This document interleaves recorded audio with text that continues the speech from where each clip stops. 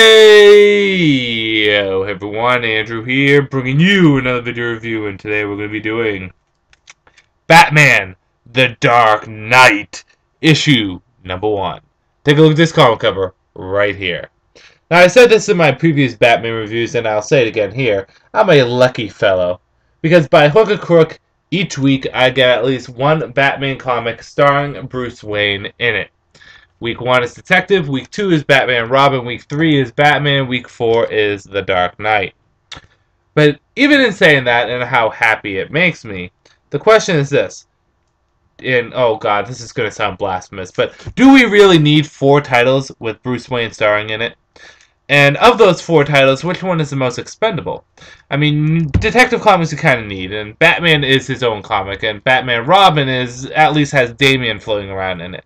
But Batman the Dark Knight, what purpose does it serve? Is it the darker take on Batman? I mean, what area does it fall into? What does it have that will grab readers in? And in saying that, is this a good book? Is it worth picking up? Or would have DC been better to have it not been published and something else be published, like Power Girl #1, or Captain Marvel #1, or Red Robin #1? You're just going to have to wait and see. So with that said, let's jump into issue number 1 of Batman, The Dark Knight. The issue starts off with Batman doing inner dialogue, and he does this at the very beginning and at the very end, talking about fear. And he's jumping out of his Batplane and getting changed and going to a charity event. It seems like almost all the Batman comics, in some way, start off with a charity event. Okay, maybe not all of them. Maybe it was just Batman and then Batman the Dark Knight. But it still feels as though it happens like every so issues. Batman's at a charity event, or Batman's doing some kind of speech or something like that. Anyways, he goes to this charity event, and he's stopped by this lieutenant who's accusing him with working with criminals. Okay, and then he gets saved by this random girl who happens to be the daughter of an ambassador. Hi. You're new. And then word comes in that Arkham is, having rioting. A bunch of the inmates are busting loose. That sounds familiar. And Batman has to go and stop them. Along the way, while fighting all these Arkham inmates, he comes across an odd individual. A female dressed up like what best could be described, Playboy bunny. And then afterwards, he comes face to face with Two-Face. And that's where the comic ends. But, is there something different about Two-Face? What's exactly going on in the background here? There's something going on that you're not telling us. Well, you're just going to have to wait and see to see exactly what is different about Two-Face. So let's get into the good, the bad, and whether or not you should get it. Good.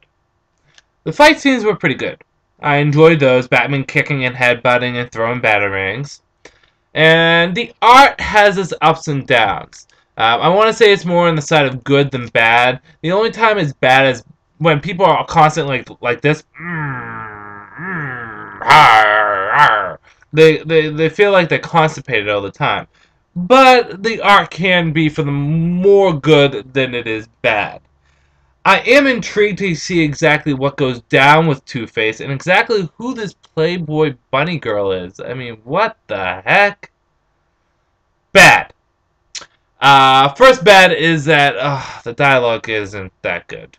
It feels kind of just, I don't know. It just isn't good. It feels very 90-ish, but not in a good way, if I can give it a description.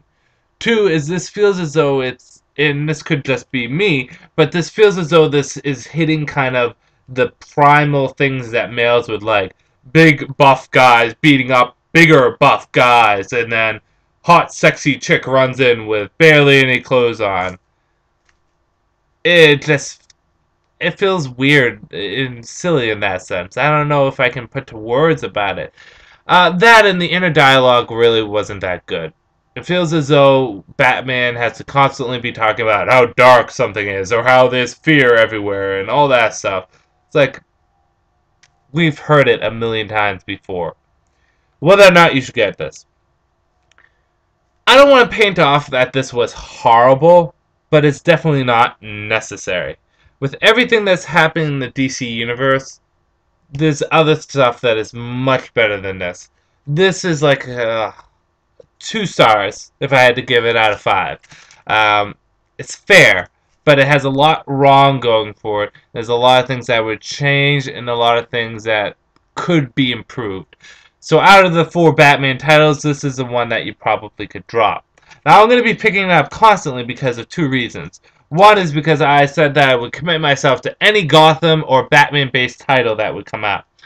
For you guys, for me, and just in general because I love Batman. The second reason is I am genuinely curious to see what happens with Two-Face. Because Two-Face is probably pound for pound tied for my favorite Batman villain, along with Bane. So I'm curious to see what happens with Two-Face in this. But like I said, it really wasn't that good. Nothing gets a writer or the creative team or anything like that. It just really wasn't that good. Hopefully issue 2 will be better. So, Batman the Dark Knight, you're better off without it. This is Andrew saying peace out for now.